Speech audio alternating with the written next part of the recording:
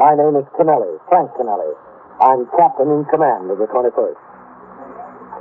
I was working my day tour, 8 a.m. to 6 p.m. It was a clear, sunny day and pleasantly cool for the time of the year. When I came into the station house at 7:35, I went directly into my office and changed to uniform. Then I sat down at my desk to go over reports and communications that had piled up since I was last on duty 24 hours before. Sharply at 8, I got up and walked out into the muster room where I turned out the platoon for the day tour. After the men who would patrol the precinct for the next 8 hours marched out the front door to take over their post, I remained behind the desk for a few minutes talking to Lieutenant Gorman, who would be desk officer during the tour. The sergeant on PS duty sat at the switchboard several feet away.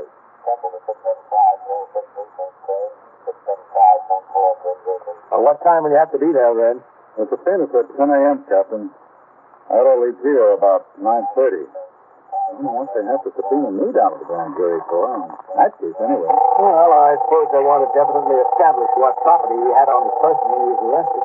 Yes, sir. 21st Precinct. Who's taking the desk when you leave? Okay. Well, Captain Sergeant Collins is taking the desk. Sergeant Waters will supervise patrol and we're bringing in Underwood for PSC. Okay. I should be back before noon. Excuse me, who am I supposed to see? What's trouble, man? Well, I found this tag on the steering wheel of my car. I want to thank you very much. See, I parked my car last night and I forgot to take the keys out. I really appreciate the police doing something about it. Leaving a tag like this is a very good idea. See the tag, please? Yes, sure. Glad it says on there where to come. Yeah, I lived in the neighborhood for 4 years and I always thought the police station on 51st Street was the one for my house. You have the registration for your car? Yeah, I got it right here. Yes. Oh, Harriet McLean. I'd like to see your operator's license, too, please. Oh, I'll put them both together on the other side of that traffic thing. Thank you. Wonderful service of the police. Take the keys out of the car and leave a tag like that so the people won't get worried. Would you mind signing your name on this pad, Miss Keaton? Why? I just want to compare the signatures with those in your license for identification. Oh, of course not. I agree with you. You have to be too careful. Yeah. Can't just give the keys to anybody who walks into the police station and asks for them, can you? Oh, you can. Show your keys. Thank you. I'm much obliged to you. It's really a fine service on the part of the police. I appreciate it. And this is to you, too, Miss Keaton. Oh, what's that? It's a summons for you to appear in court next Wednesday morning at 10 a.m. Something. Oh, yes. You leave the motor vehicle standing unattended for 3 minutes for ignition to you. Allowed, please, with violation of the administrative code. You mean you're giving me the ticket? That's what you want to call it. Yes, Miss Keaton. Oh, I like that. It's an offense to leave the keys in your car. I just forgot. If you forgot, and someone might have stolen it. If the officer hadn't picked him up first. Well, I think it's a lot of nerve to give me a ticket over something like that. After all, it's my car. If I wanted to leave my keys in it, I could do it, but I didn't want to. I just forgot. And you won't forget next time, will you? I don't see why I have to go to the trouble and pay a fine and everything like that. I thought taking the keys out of the car and bringing them to the police station was just a service. It is a service, Miss Keaton. We probably prevented your car from being stolen. I call it anything but a service. You're welcome, Miss Keaton. Well, I thought we'd gained a friend, Captain. You did, until you handed her the summons.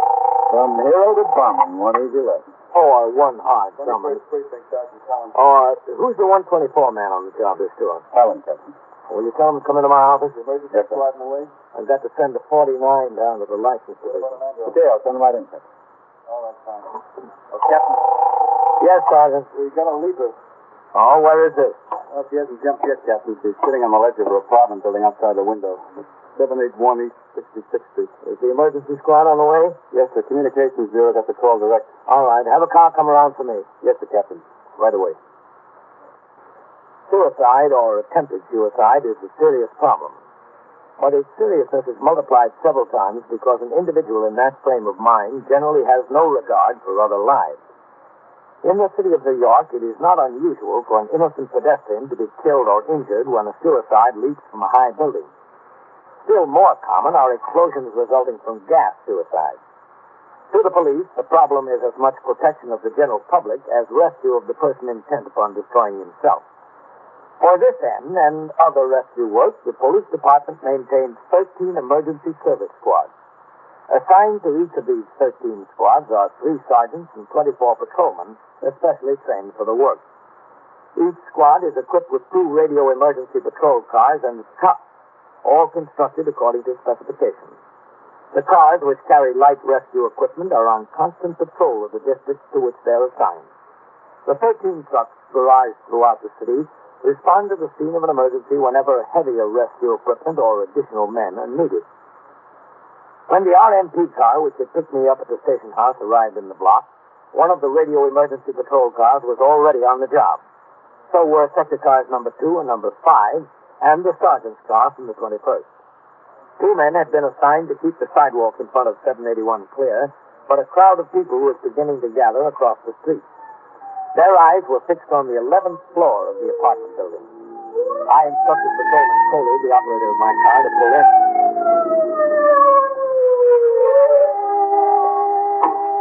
All right. Get busy over there, Coley. Help keep those people back. Go on, get across the street. Sergeant Waters. Go on, get across the street. This is no place for you. Get over there. Hello, Captain. How long has she been sitting there, Sergeant? It's 10 after 8, Captain. What floor is that? The 11th. What about LifeNet? I just came downstairs to check and see what's holding up the emergency truck, Captain. We'll get the nets up as soon as they get here. You want to come up? Yeah. Her name is Mrs. Elizabeth Wolsey. Neighbor told me she's about 50 years old. All right, get on the job over there. Let the people walk down this way, will you? Go on. Okay, Sergeant. Go ahead, Captain. She's a widow. Lives here alone. The elevator's back there, Captain. How close can you get to her? We're in the next apartment, Captain. We can get close enough to talk to her, that's about all. Looking out the window, that is. What about her front door? It's locked from the inside. I see. Going up, gentlemen? Yeah, we're going up. What excitement around here this morning, huh? I'm glad every day isn't like this. 11. Now, this dame is bugged. I could have told you she was bugged. Plain nuts. She's like a recluse, you know? You mean she never comes out of the apartment? Oh, she comes out all right. She just don't talk to nobody when she does. It takes like a crowbar to get a good morning out of her. Waters, who's on the job up there? Well, Meister was the first man here. Started his talk. He's still doing it. I told Lieutenant King. He was out on patrol and responded. He came up. He's talking to us, too. You think they'll be able to talk her back in? You're going to have some job. 11. Who are those men? Some of ours, Captain, and some from the Emergency Service Division. All right, you men, get it down. Just keep it quiet. If you make too much noise out here in the hall, she's liable to hear you and jump. This way, Captain. That's her door, Captain. All right. Keep these men posted here. Yes, sir. As soon as the emergency truck comes, we'll have the men with the bars and axes here to break it down if we have to. Okay. The next door here is Mrs. Westall. That's where we are. We're talking to her through Mrs. Westall's front window. In here. That's Mrs. Westall there. Mrs. Westall.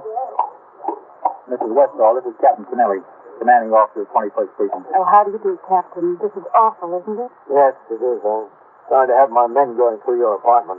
That's all right. I'm glad to do what I can. Poor little thing.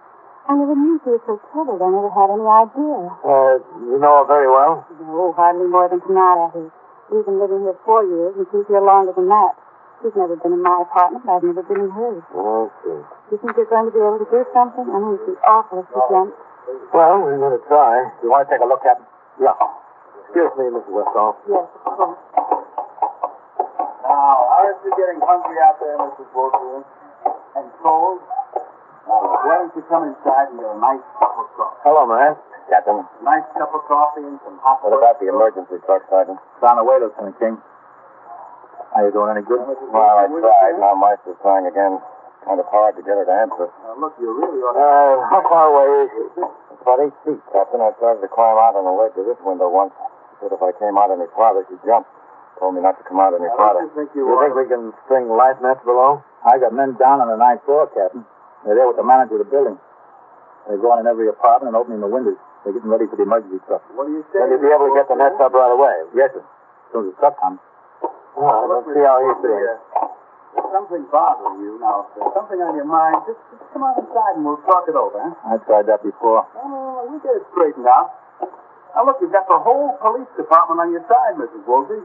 All of it. Now, if you've got any real problems, why, we can even get the commissioner up here. You see, the captain came. The captain came to help you. Oh, he's here now. Look, would you like to talk to the captain? Maybe he can help you, huh? All right? Just a second. Captain Millie, I think he'll talk to you. All right. Here's the captain, Mrs. Woolsey. This is the boss, Captain Kennelly. Now, he can solve all your problems for you. All right, Captain. I got your leg. Okay, watch it, Captain. You better hold on. Now, I'm all right. Mrs. Woolsey, this is the captain, the boss of the whole precinct. How do you do, Miss Woolsey? Sorry to cause you all this trouble, Captain. That's all I wanted to tell you. Well, why don't you come inside and we'll talk about it? No, I'm going to jump. I don't care to live anymore. There's nothing left, that's all. I just don't care to live anymore. Well, I don't think there's any problem that can't be straightened out. Not mine. I just don't know what to do about mine. What's that? More policemen? Yes, I think so. There's so much trouble and such a problem. I just have to jump. If I jump, I won't be any more of a problem. Well, that's not so. It might be a worse problem for many people. No, I'm going to jump. Goodbye. Goodbye, Captain. Miss Woolsey, Yes. it'd be a great favor to me if you didn't. But I should. It would be a great favor. Well, I have to think about it. But I can't promise you anything. All right, Miss Woolsey. You go ahead and think about it. You are listening to 21st Precinct, a factual account of the way police work in the world's largest city. Mrs. Woolsey, apparently demented, remained on the ledge outside her apartment on the 11th floor of the East 66th Street building. Her door was locked from the inside, and we feared an attempt to break it down would cause her to jump. Officers could get only within about 8 feet of her by leaning out the window of the apartment next door.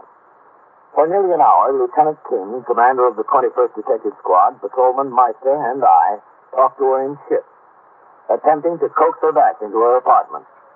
All of our pleas were fruitless. In the meantime, specially constructed rope life nets, 20 by 25 feet, were strung from windows on the 9th floor of the building, directly below the point where Mrs. Woolsey was perched. If she jumped, she would hit the net. But the sergeant in charge of the emergency service squad on the job informed me there was considerable chance that the nets would not hold because of lack of adequate support from above. 38 police officers from the 21st Detective Squad, the 21st Precinct, the 19th Precinct, Traffic Precinct F, and the Emergency Service Division were assigned to various tasks, both on the street and in the building. For instance, 4 ESD patrolmen stood at the door to Mrs. Woolsey's apartment with axes and crowbars, ready to break the door down. An ambulance from Metropolitan Hospital was standing by. In the apartment next door, Lieutenant King and I were close to the window while Patrolman Meister leaned way out to talk to the woman. We might sit there all day, Captain. Well, that'd be better than jumping, man. Mrs. Woolsey? Last leg city we had, we lost, didn't we? Yeah. Where was that? One on Fifth Avenue, wasn't it? Yeah, I think so. What time do you have to go, Ellie, Woolsey? Yes, Sergeant. Come on over here, Harry. All right. The elevator man, Captain. Oh, what is it? We got a telegram this morning. Mr. Woolsey. Would you like to go back inside? Well, why didn't you tell us this before? I just remembered. How'd you know it was for her? Look, if you go... The Western Union boy asked me where she was. Mr. Elizabeth Walsey. You took him up there? Yes, sir. I took him up. Well, it'd be kind of hard to lie sitting out there. Get one of my men on the job. Let him check Western Union. Yeah, that's a good idea, man. You can try. Sergeant, grab hold of Meister's legs here, will you? Yes, sir. You better get back to the elevator, Harry. Okay, yeah, I'm going. thinking it'd be a I'll good get someone idea. right on it, Captain. Righty. Stay there. I want to talk to you. This is getting to be a rough one, Captain. Yep. Who? She wants to talk to somebody else, I think. Yeah, he's right here, Mrs. Woolsey. Do you want him to come out? All right, now you stay there. I'll get him to come right out. Now you stay there. Just don't move. That's right. He wants to talk to you, Captain. Okay. He's coming out, Mrs. Woolsey. I'll get you, Captain. Go ahead. You want to talk to me, Mr. Woolsey? I got tired talking to him. Well, why don't you go back inside and talk to all of us? I really don't want to go back inside. I really want to jump. I want to do a jump, but I'm scared. I want to die, but I'm scared. Well, that's a good sign that you're scared. Something to be ashamed of. Nobody that wants me. Nobody that needs me. It wouldn't make any difference to anyone. No one at all. It would make a difference to you, wouldn't it? No. Wouldn't even make any difference to me. I'm going to jump. I think I'm going to jump right now. Right now. Now, wait a minute, Miss Woolsey. I'm wasting your time. I'm wasting everybody's time. I'm just making a fool out of myself. I'm trying to plain fool right now. Goodbye, Captain. Thank you. Who was that telegram from, Mrs. Woolsey? What telegram? The one you got this morning. You know everything, don't you? You know I got this telegram, you know, enough to put those ropes down there. If a person wants to do away with them, so you should just let them go ahead and do it. I don't see what business it is of the police anyway. Well, we're only trying to help you. You're not trying to help me. Trying to keep me from doing what I want to do. That's not helping. How did you know I got a telegram? Oh, the detectives found it out. How did they find it out? Well, that's their job to find out things. Oh, that's right, I forgot. Who is it from? No, I'm not going to tell you that. I don't have to tell you that. It's none of your business. Oh, all right, if that's the way you feel about it. It's from my son. Ernest. Oh? I don't know why you make such a fuss about it, because I'll be dead. The whole thing will be all over. What are all those people doing down there? If I leave someone alone, don't they have any respect for someone's privacy? It's certainly where they make a spectacle out of themselves, isn't it? Yes, it is. Standing on the street like that, just making a spectacle of themselves. My son isn't coming here. Isn't he? No. What he said in the telegram. Oh, I see. He lives in California, you know. Oh, yes. Haven't seen him 4 years. He wanted me to come out to California. I would have gone too quick, but I'm afraid to fly. I don't like this plane either. I just can't ride on this plane. I get very sick riding on planes. Sicker than I'd be in an airplane. I guess only I've never been in one. Is anything like this looking down now? This isn't so bad. Looking down's really very nice. Well, an airplane's a little bit more comfortable, I think, Mr. Woolsey. I couldn't fly. I just couldn't fly. It's just smoke coming out of the chimneys over there. They ought to do something about that because it ruins my curtains. You know how much sleep there is in my curtains all the time. Well, I'd like to see those curtains, Miss Woolsey. My wife complains about a lot of soot on hers, too. Just Well, why don't you open up the door and let me look at them? No, I couldn't do that. I'm going to jump. It's 4 years since you've seen your son. Is that right? Yes. How did you know? Well, tell me the detectives found that out, too. He was in Washington. He was coming to New York to see me. Expected to see me, but he said he couldn't. Got to fly back to California to hurry. Telegram said if he could come, he'd telephone from the airport, but he won't come. He's not going to. The police can make a lot of money. Not very much, no. How much? Well, why don't you go back inside, Miss Woolsey? We can sit down and have a nice long talk about this and the soot and everything else. No, tell me how much you make. I'd like to know. Well, Captain makes $6,800. At all? Not very much, is it? Oh, it's all right. How much does he make? Well, who's that, Miss Woolsey? The policeman, the one who was just talking to me. Oh, Patrolman Meister? I don't know what his name is. I just know how much does he make. Well... No, don't you tell me. I'd like him to tell me himself. Oh, I can tell you. Well, you might lie to me. I want him to tell me. I'd like him to tell me. All right. Meister. Tell me the truth now. He wants to talk to you. All right, Mrs. Woolsey. I'm here. What is it you want, Mrs. Woolsey? I got you, Meister. Go on. Have any luck with her, Captain? No, she talks about everything but going in. We're working on that telegram, Captain. Yeah, it's from her son. Oh, was it? Did he tell you that? Yeah. He was supposed to come visit her, and he can't make it. No. You handle him there, Sergeant? Yes, sir. I got a good hold on him. Do you think that's the reason she went out on the ledge, Captain? Well, it could be, man. She said she hasn't seen him in 4 years. He was supposed to come visit her today. And the telegram said he couldn't. But he tried to let her down lightly. He said if he could make it, he'd call her from the airport. Uh-huh. I think I've got an idea, man. What, Captain? Whose apartment is this? This is Westall. Oh, yeah. Miss Westall. What's the idea? You, Captain? Well, maybe, yeah. That's good. Can I see your telephone book? Yes, it's right here. I keep it in a cabinet. Right here, Captain. You don't happen to have Mrs. Woolsey's telephone number, do you? No, I don't. Good idea, Captain. You might have it. Indeed.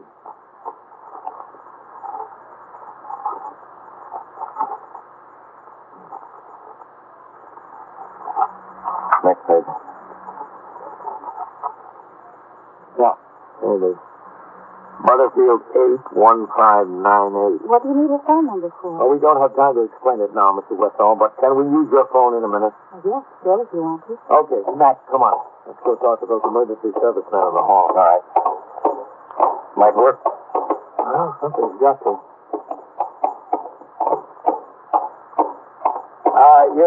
You man. Yes, Captain. Now, look, we're going to try something. We think the reason she's doing this is connected with a telegram that was delivered this morning. It was from her son, who was supposed to visit her in New York. He said he wasn't going to, but if his plans were changed, he'd call her from the airport. Do you think it would take more than 10 seconds to get that door open after you hit it? Oh, no, not that long. All right. I'm going back into Mrs. Westall's apartment. I'm going to ring the phone in Mrs. Woolsey's. If she goes back into her apartment to answer it, you'll get a signal from Lieutenant King, who will be standing there in the door. As soon as you get that signal, you hit Mrs. Woolsey's door and get inside fast. Get in there fast and grab her. Okay, Matt. Might work, Captain. I don't know of anything else that will. All right. You stand right here, Matt, okay? Yes, Lieutenant. Meister will pass the word to Sergeant Waters. He'll pass it to me, and I'll give it to you, okay? Yes, sir. Okay. All right. Let's set for those bars down there. Something going to happen? Well, I just want to use your phone, Miss Westall. Now, you better stand over there, get out of the way, and keep quiet. All right? I'd appreciate it. Yes, anything you say. Good. Sergeant Waters. Yes, sir, Captain. I know it's not much, Mrs. You tell Meister we're going to try Get something. an increase. It might bring her back into the room. When she's completely inside, you tell Meister to give you a signal. All right? You going in? I hope so. Tell Meister. Yes, sir. I'll tell him. Meister, listen to me. The captain's going to try something. All right. Now, everybody quiet. Keep quiet in the room. Not a sound, please. They set out in the hall, Matt? Yes, sir. Everybody's set. All right. Wait until you get the signal from me, Matt. From me, not from Sergeant Waters, okay? Okay, Captain. Sergeant Waters? Yes, sir. You tell Meister? Yes, sir. I told him. All right. Now, everyone quiet. Stay quiet.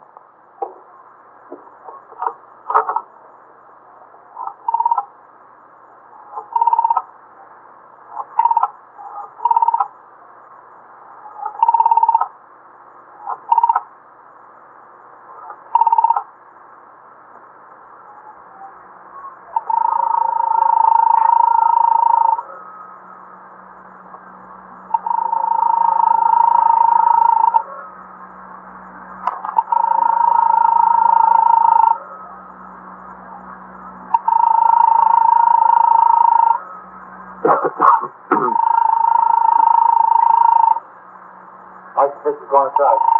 Hold it, Matt. Not yet.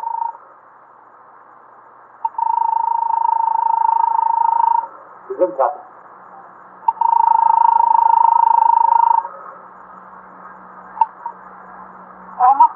Okay, Matt, hit it. All right, I'll hit the door.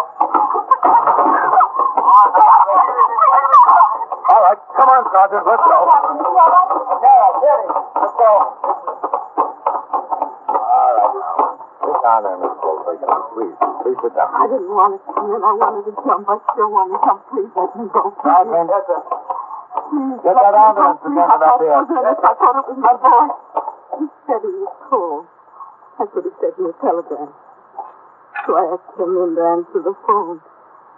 I thought it was him. I really did. All right, Mr. Wilson. You'll be all right. I haven't seen him in 4 years. 4 years. Now I came to Washington. He didn't even come to New York to see him. Not very far from Washington to New York. He could have come to see me. Don't worry about it, Miss Woolsey. I'm sure he'll come to see you now.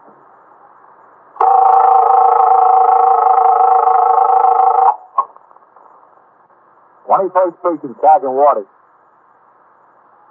Yeah? Well, where is he? What, was he shot? Yeah? Yeah? He's dead, huh? Well, I gotta send the ambulance anyway to pronounce him DOA. Was there a weapon around there? Did you look? And so it goes. Around the clock, through the week, every day, every year. The police precinct in the city of New York is a flesh and blood merry-go-round. Anyone can catch the brass ring. Or the brass ring can catch anyone. 21st Precinct, a factual account of the way the police work in the world's largest city, is presented with the official cooperation of the Patrolmen's Benevolent Association, an organization of more than 20,000 members of the Police Department, City of New York. Everett Sloan in the role of Captain Kennelly, Ken Lynch as Lieutenant King. Featured in tonight's cast were Bryna Rayburn, Doris Suzette, Harold Stone, Santos Ortega, and Frank Moss. Written and directed by Stanley Niss. Produced for CBS Radio by John Ives. Art Hannah speaking.